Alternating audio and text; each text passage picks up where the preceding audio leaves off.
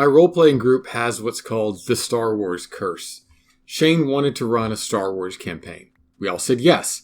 That was when Star Wars had a D20 system from West End Games. It was widgety, but, whatever. I think I played a droid. I wasn't trolling, but I feel like I was close to trolling. I assumed that most of the rest of the players would play Jedi, so I wanted to go somewhere that wasn't as crowded. That lasted one session. Richard wanted to run a Star Wars campaign. We all said yes. It was when Star Wars had a D20 system from Wizards of the Coast. It began on the day the Emperor ordered the death of all the Jedi, Order 66. And for that reason, we were all playing Jedi. And I played a pacifist Bothan Jedi, recently on Padawan guy. That lasted 2 sessions.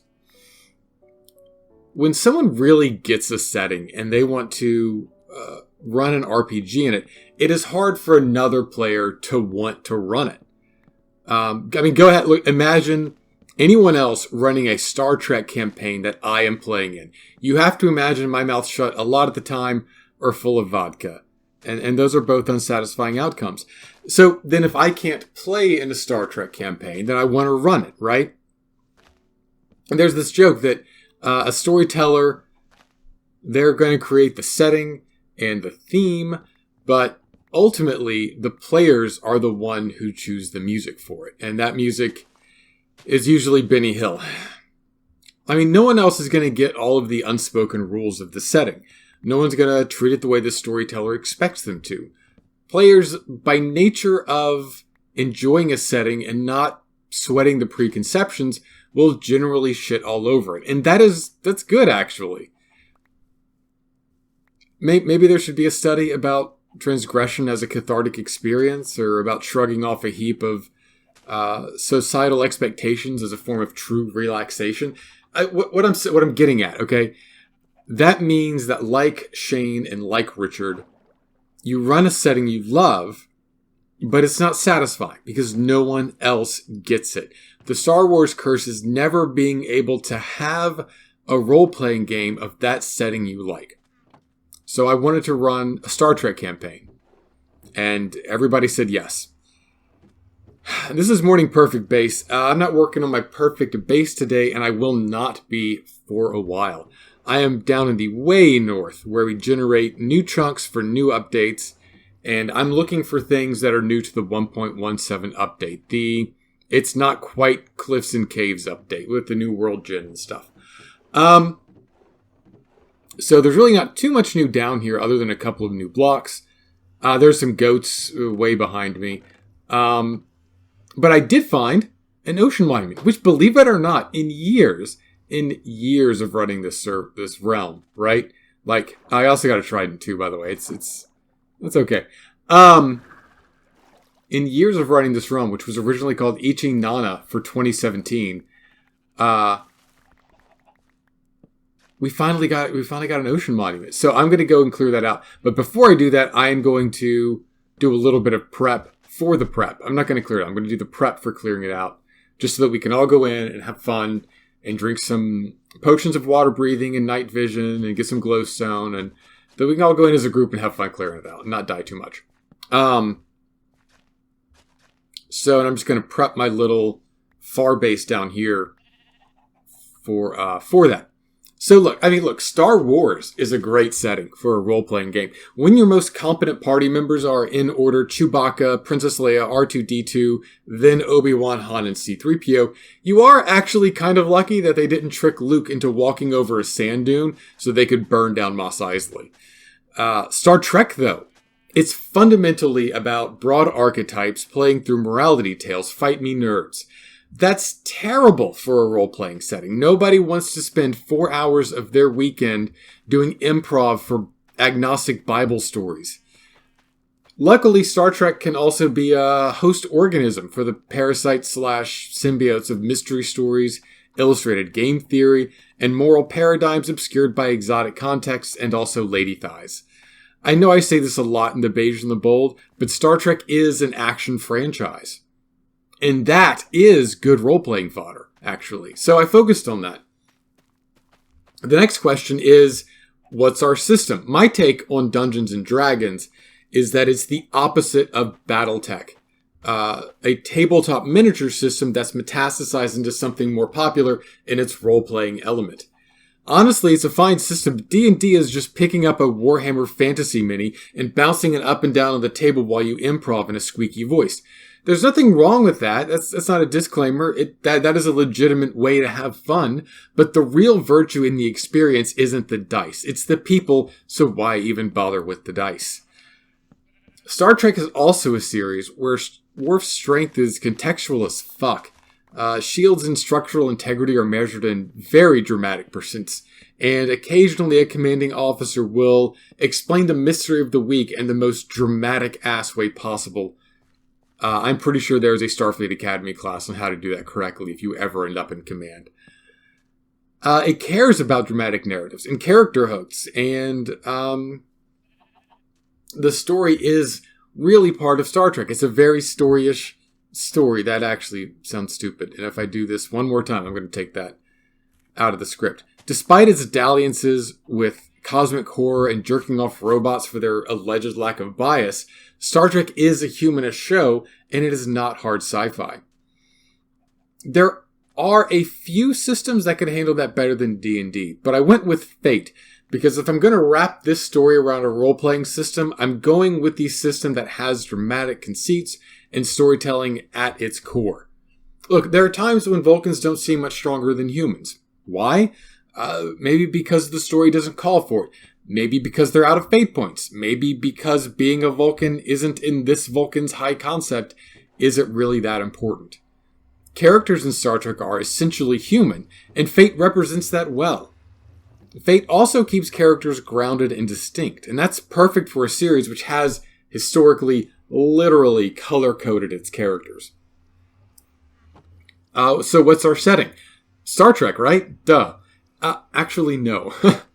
Assuming we're going to be playing Starfleet officers, that means we're not doing a story about Klingon soldiers or Romulan spies or that one pitch with an alcoholic Vorta representing Dominion interests in the untamed space beyond the borders in their deep, deep Gamma Quadrant space. One day I will tell your story, Nilt. Well, I mean, look, as of the time of the campaign, right? I'm saying some of this in present tense, but really it's all past tense. There were a few eras of Trek, right? The original series with Kirk and Spock and Dr. McCoy. Actually, Spock's in a couple eras, so Kirk and McCoy. Okay, actually, they're both... Okay, with the older ship from the 60s, all right? Jesus. It's simpler, colors were brighter, deflector dishes did less. It's a little more high concept. I mean, no episodes were written with the concern about the canon or the universe. The movies did tone that down with Okay, all right, just get out of the water column, dude. Just get... there we go. They toned it down because they got like Klingon politics and attacks on Earth, and somehow attacks on Earth was toning it down. The Next Generation era included everything from The Next Generation through Deep Space Nine, Voyager, and finally the last Star Trek The Next Generation movie, Star Trek Nemesis. That's where the timeline ends. And that is 17 years where a lot of stuff happened. A game set in this era would allow you to meet the characters of that era, but it would either have to break the timeline or be locked into it. Neither one are really great. There's the Enterprise era with Captain Archer, the USS Enterprise, and there's not too much to pin down there. Me and my friends weren't familiar with it either. Maybe we could do the Romulan War, but I wasn't. The Romulan War, as introduced to us in TOS, is not that great of an idea. There are some problems with how it's presented. So, right. The 2009 era movies, that's the Kelvinverse. I think that's a legitimate setting. But it's just like the original series, but without Vulcan. So who gives a shit? I mean, the fucking standards are lower. There's no reason to play this over TOS. The post-TNG books and the Star Trek Online game give us a lot of Star Trek story that takes place after the time of Star Trek Nemesis, and I've heard nothing but good things about it. It is ultimately a supplemental to the TNG era that I'd have to just research. Again, I just don't know anything about it. My players don't know anything about it. And so finally we could do something original, right? To me, Star Trek isn't about Klingons or transporters or the Alpha Quadrant. It is about humans in the future who've become better people and who meet aliens who echo the challenges to become better people. But that seemed like it wouldn't be fair to my players who were familiar with Star Trek and who were excited to play Star Trek and not infringing space voyage product. But something original could also include the non-canonical future of TNG, the next generation, if you would. All the history is back there, and I can still use it, and the universe is recognizable, but it gives me a somewhat free hand to work with. Like, there were some political problems, but I could use that time to write in a few reasonable realignment of politics to make it work for whatever story I wanted to tell. It was the best of what... It was a really obvious solution to go with the last one. So who are the players? Okay, alright, Starfleet officers, obviously. There had to be a reason for them to work together. And to do stories together, a reason to go to different worlds and deal with weird space stuff. I considered making them senior staff, but then I thought, I'm going to make one of them captain, there'd be authority issues. I could be the captain, but then we'd be like, always asking me for stuff, so then, like, what's the point of it? It would be a lot of work. So what I opted to do, I kind of reversed it, right? And I made them lower level crew members so they can do, like, focus on their one little job, especially the ones who aren't familiar with Star Trek, and they can be sent on away missions, which makes way more sense than sending the senior staff. I create one set of senior staff, a few peers as necessary. I'm getting this obsidian so that I can make a end portal whenever we get to where we're going. I made those banners because I had the dies and I hate them. So by that same token, I made the ship not the Enterprise, just a run-of-the-mill average Starfleet ship. If the ship is going to become great, it was going to be because the players made it great. It was going to be because, they did cool stuff with it, and they made that name owned. They made that name good, and they owned it. Like Kirk's Enterprise or Voyager. The players voted for the ship class. They went with the Nakira class, and I opted to name it the USS Taiwan. Let me address this. I just pitched Star Trek Lower Decks, the 2020 animated series released on Paramount Plus, which takes place a few years after Nemesis and focuses on lower-ranked crew members on an average Starfleet vessel. For the record, this campaign was pitched in 2014, after Star Trek Into Darkness and well before Star Trek Discovery, and way well before anyone was talking about Lower Decks. There is some convergent evolution at play. Let's relax and have fun. Let's stay close to the known Star Trek universe so we can borrow stuff from it.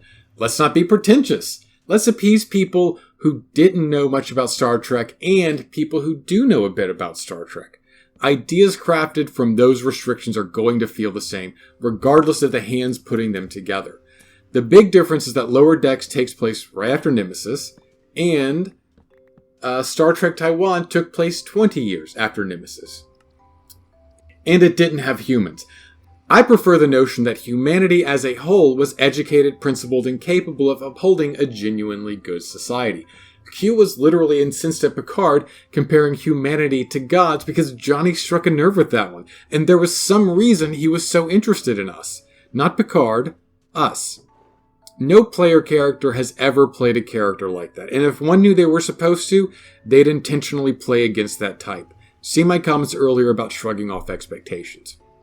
I get that there have been less than Paragon humans in Star Trek. Look, canonically, by the time Voyager's run ended, it had become clear that the humans of the TNG era were only good because of their comfortable standard of living, with replicators and the cheap energy.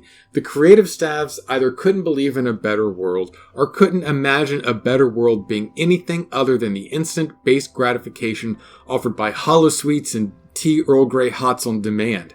Getting rid of humans solved that issue and pushed players into consciously selecting a race instead of picking the default race of human. Separately, I wanted to give players the option to play the best known races in Star Trek. The ones that aren't in the Federation. The Klingons, the Romulans, the Ferengi, even the Cardassians. But I had to make all of that work in the story. If I wrote in the human genocide of 2381, it seems like the tone would be a little dark. But it was a starting point. Like, what if the humans just vanished mysteriously? That's a hook. I mean, it's a story hook, but also it is a hook in so much as it's a little difficult to swallow. It's a mystery. What happens then? Well, all of Starfleet begins to collapse. Even in universe, it's been mentioned that Starfleet has a disproportionate number of humans in it. The Terran system is a cultural and political hub with massive shipyards. I mean, I hate that Utopia Planitia seems like the only shipyard in the Federation, but I'm sorry. I hate that Utopia Planitia and Jim Kirk's shop teacher are the only two shipyards in the Federation. A power vacuum, and not one related to things that suck, would ensue. If the humans started vanishing, the Federation would be short-handed. Those other non-Federation guys would push in. That would bring them into a fight. With the Federation, maybe, but also with each other. And that stood the chance of spiraling out into chaos. But I didn't want a war story because that's boring. What the Cleons, Romulans, Ferengi, and Cardassians would need would be a veneer of civilization to legitimize their pillaging of lesser states in the Federation. And nothing says veneer of civilization to legitimize pillaging of lesser states like a big blue flag with a picture of exploiter and exploited acting like friends. So the last act of humanity before they finally vanished was the creation of a new federation with those powers as effectively permanent Security Council members. The barbarians signed on to sack Rome, and Rome signed on to assimilate the barbarians. Did it work? Well, that's for the players to decide. Our game starts with that unlikely fusion in flux. So to quote Q, the hull is rented, the orchestra engaged. It's now time to see if we can play. Next time I'll talk about the Fate system a bit more and about our characters. Until then, keep learning, keep asking questions, and keep making good art. This series is a little different, so let me know what you think of it. I mean, it's happening, so if it's catastrophic, I'm not stopping. But your vocal dissent may make shit like this less likely in the future.